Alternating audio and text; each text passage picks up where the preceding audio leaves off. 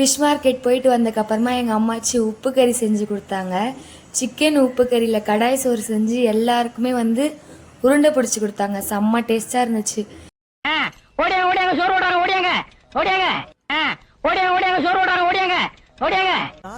சாப்பிட்டுட்டு ஈவினிங் சாமி கும்பிட எல்லாம் ப்ரிப்பரேஷன் போயிட்டு இருந்துச்சு.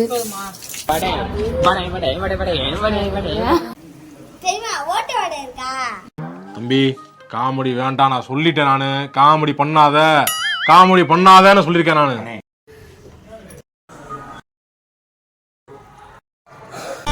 சாமி வரும்